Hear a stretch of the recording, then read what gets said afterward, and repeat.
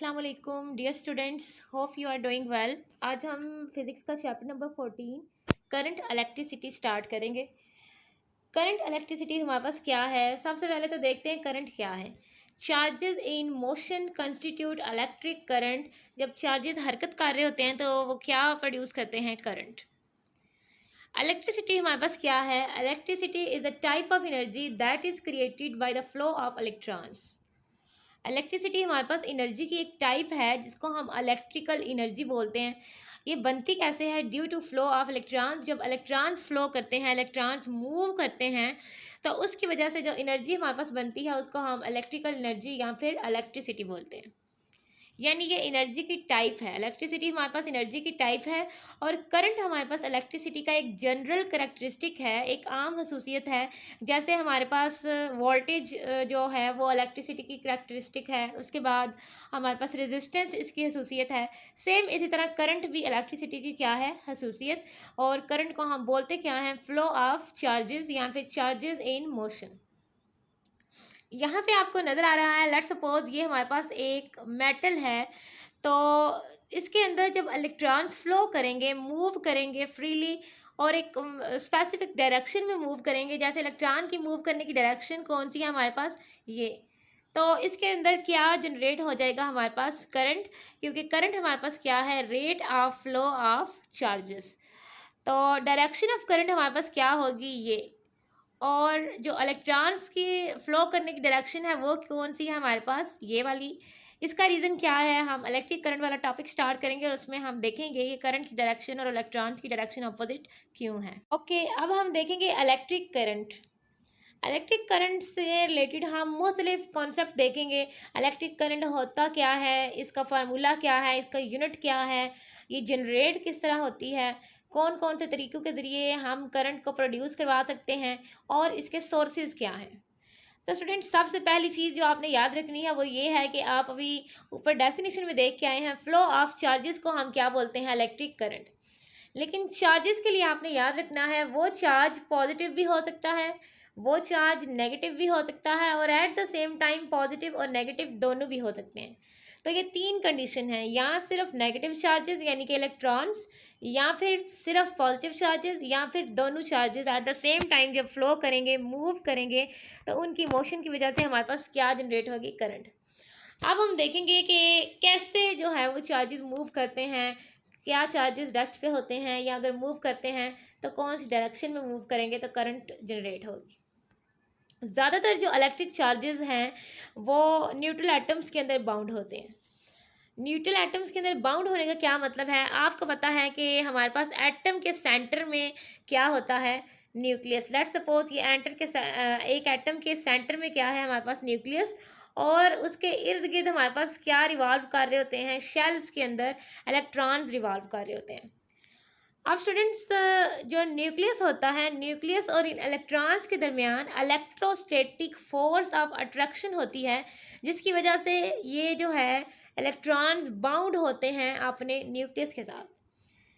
Force of attraction क्यों होती है? क्योंकि न्यूक्लियस के ऊपर पॉजिटिव चार्ज है, इलेक्ट्रॉन्स के ऊपर नेगेटिव चार्ज होता है।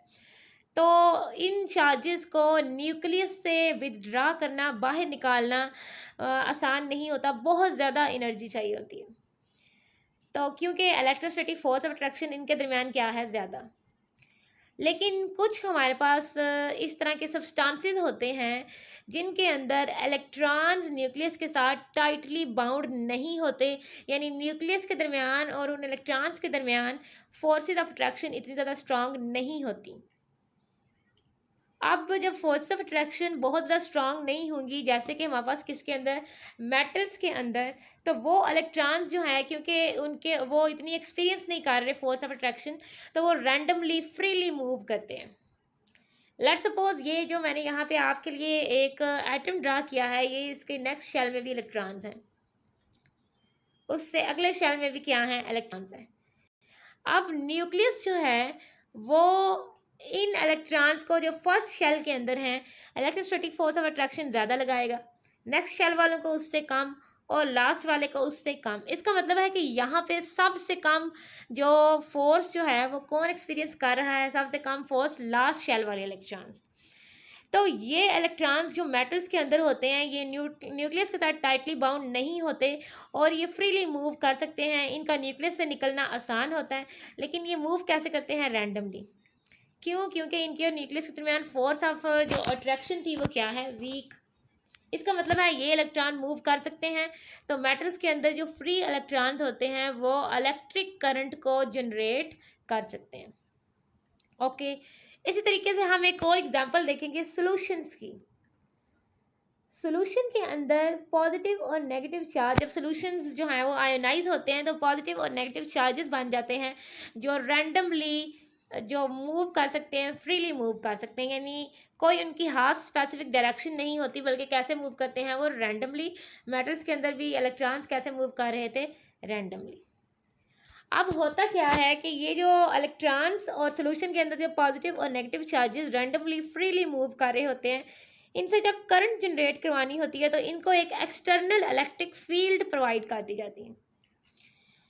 अब उस एक्सटर्नल इलेक्ट्रिक फील्ड की वजह से ये जो इलेक्ट्रॉन्स थे और सॉल्यूशन के केस में जो पॉजिटिव और नेगेटिव चार्जेस थे वो एक स्पेसिफिक डायरेक्शन में मूव करना शुरू कर देते हैं और हमारे पास क्या जनरेट हो जाती है? करंट।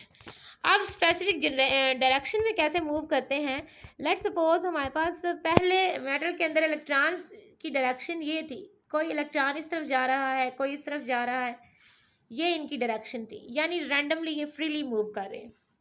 लेकिन जब हम इनको एक एक्सटर्नल इलेक्ट्रिक फील्ड दे देंगे तो ये इलेक्ट्रॉन जो पहले रैंडमली मूव कर रहे थे अब इनकी एक स्पेसिफिक डायरेक्शन हो जाएगी। लेट्स सपोज तमाम इलेक्ट्रॉन्स की हमारे पास डायरेक्शन क्या हो जाएगी? ये। तो ये क्या इस तरीके से जनरेट कर सकते हैं इलेक्ट्रिक करंट। अब यहाँ पे मैंने आपको स्टार्ट में बताया है कि इलेक्ट्रिक करंट की 3 कंडीशंस हैं जिसमें वो प्रोड्यूस हो सकती है।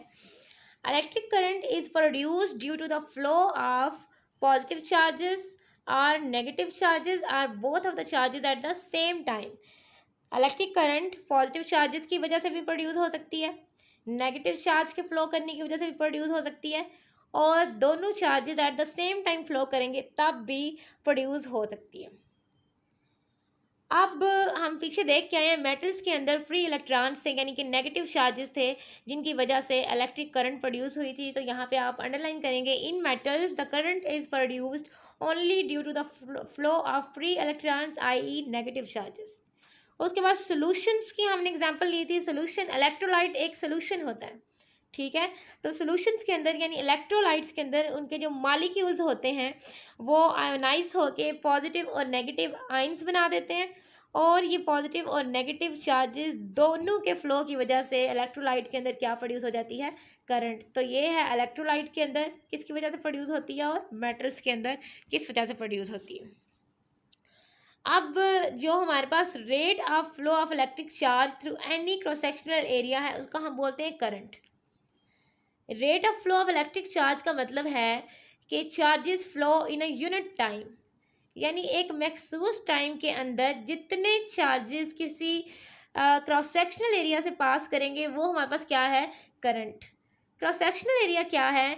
लेट्स सपोज हमारे पास ये एक मार्कर है, अगर इधर तक हमने इसको कट कर दिया तो ये जो इसका सामने वाला एरिया है ये वाला, ये इसका कौन सा एरिया है? Cross sectional area.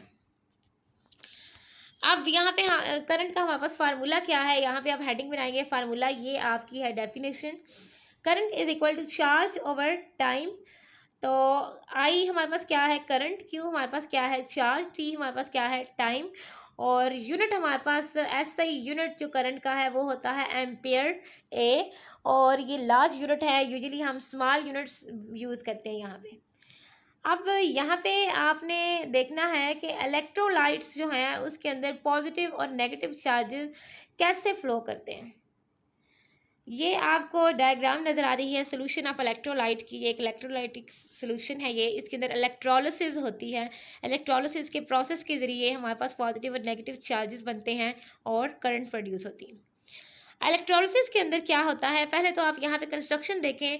हमारे पास ये आपको नजर आ रहा है, हमने 2 रॉड्स रखे हुए हैं। ये एनोड, इसको हमने बैटरी के पॉजिटिव टर्मिनल के साथ कनेक्ट किया इसलिए ये पॉजिटिव चार्ज है, और ये दूसरा है कैथोड, इसको नेगेटिव टर्मिनल के साथ कनेक्ट किया है इसलिए ये हमारे पास क्या है?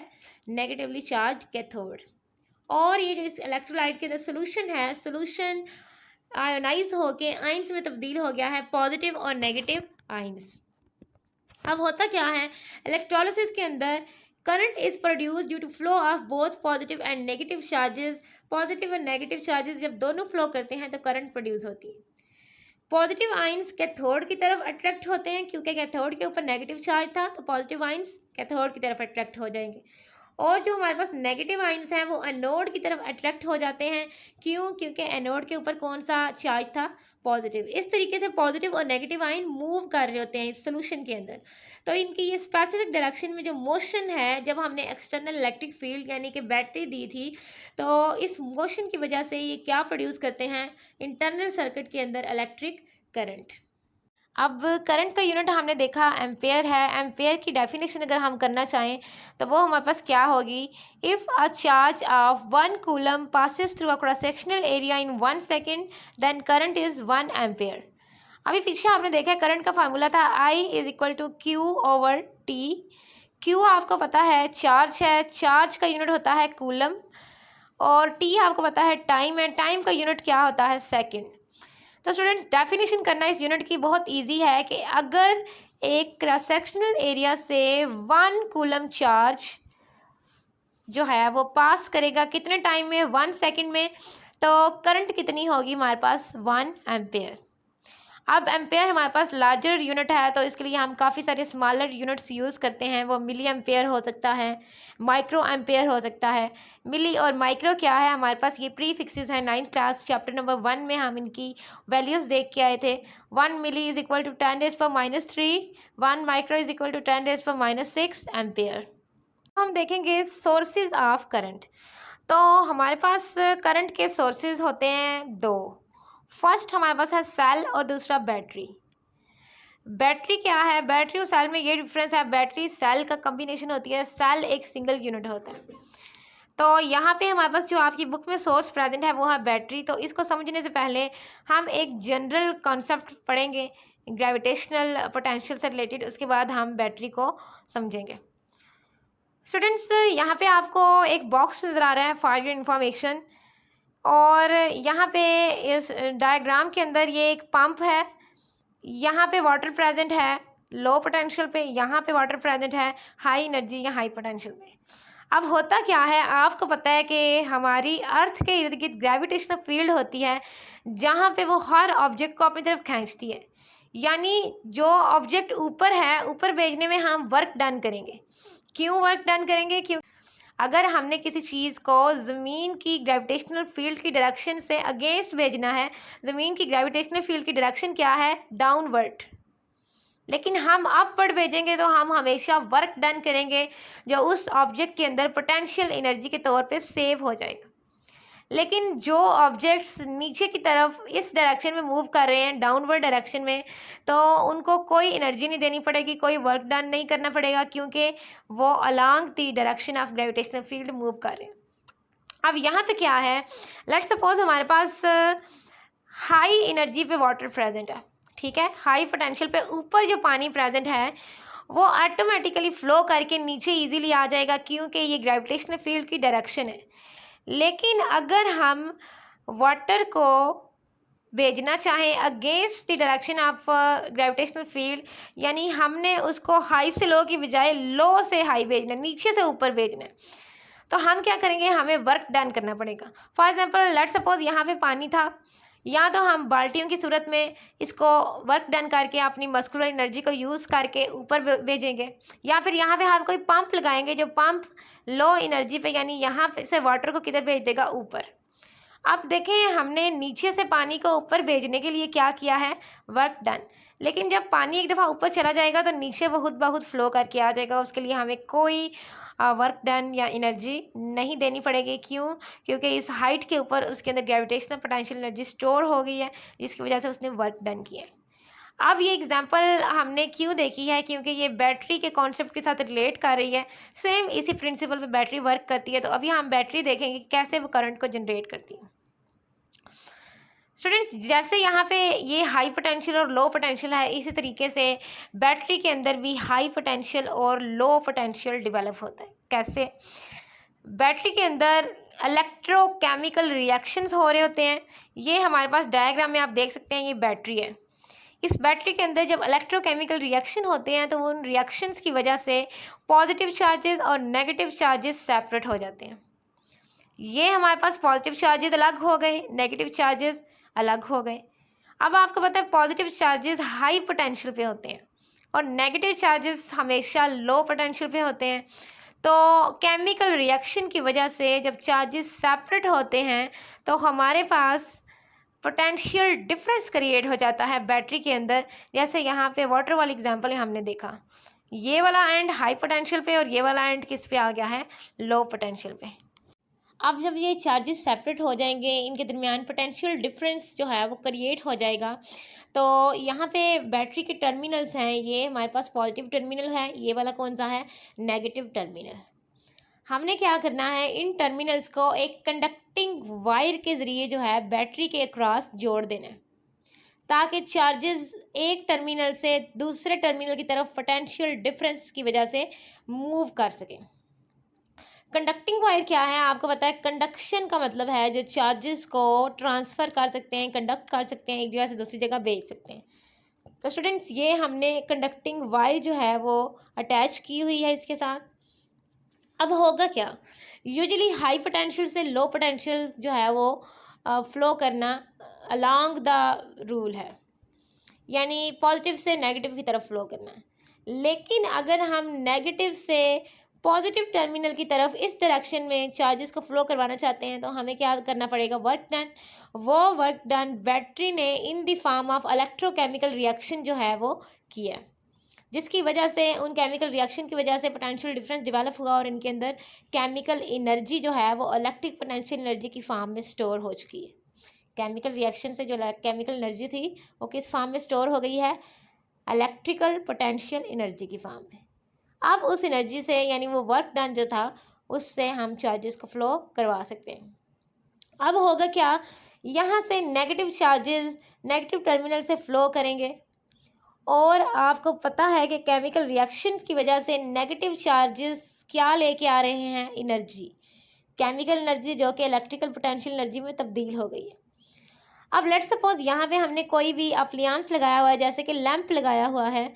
अब होगा क्या, ये जो नेगेटिव चार्जेस थे जिनके पास एनर्जी थी, इलेक्ट्रिक पोटेंशियल एनर्जी, वो एनर्जी ये किसको सप्लाई करेंगे, इस लैंप को, जिसकी वजह से वो इलेक्ट्रिक पोटेंशियल एनर्जी कन्वर्ट हो जाती है लाइट एनर्जी में या फिर हीट एनर्जी में और ये लैंप ग्लो करेगा। अब जब इन नेगेटिव चार्जेस ने एनर्जी दे देनी है तो ये नेक्स्ट फ्लो करके किधर चले जाएंगे, पॉजिटिव टर्मिनल की तरफ। अब स्टूडेंट्स यहाँ पे आपने दो बातें याद रखनी है। Number one, chemical energy of battery change to electric potential energy. Energy किधर से आ रही है, जो वर्क डन हुआ था वो किधर से आ रहा है, केमिकल रिएक्शन से। केमिकल रिएक्शन से जो केमिकल एनर्जी बनी वहाँ से क्या आ गया है, इलेक्ट्रिक पोटेंशियल एनर्जी।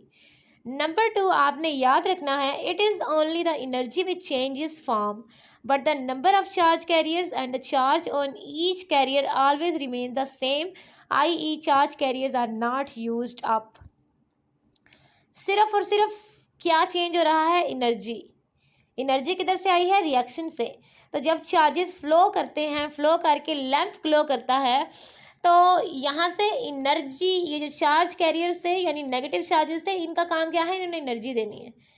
याद रखें, ना ही चार्ज कैरियर्स की तादाद चेंज होनी है, यानी ऐसा नहीं होगा कि नेगेटिव चार्जेस ने यहाँ पे लैंप में जब पहुँचना है इनको एनर्जी देनी है तो नेगेटिव चार्जेस कम हो के अगर यहाँ पे 10 थे तो आगे 5 हो गए। नो, ऐसे नहीं होगा।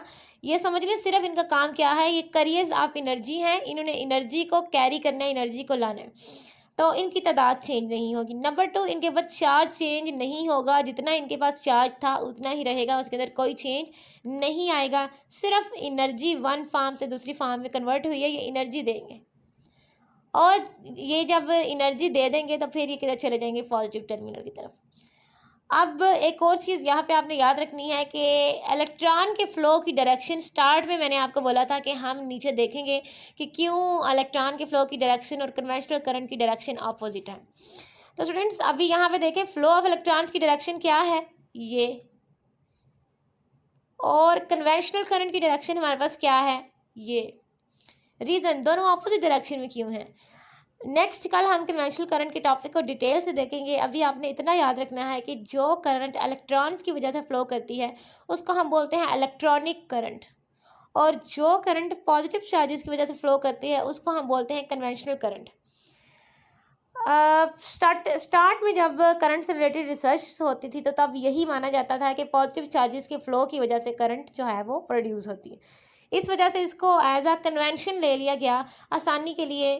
हमने यही अज्यूम किया कि पॉजिटिव चार्जेस की वजह से करंट फ्लो करती है, इसलिए करंट का नाम क्या रख दिया है, कन्वेंशनल करंट। तो कन्वेंशनल करंट क्या है, due to flow of positive charges, इसलिए उसकी डायरेक्शन क्या है, ये था आपका टॉपिक करंट इलेक्ट्रिसिटी। तो अगर आपको कोई क्वेश्चन है, कोई कन्फ्यूजन है तो आप कमेंट्स में पूछ सकते हैं। I will make sure to answer you. Okay students, अल्लाह हाफिज़।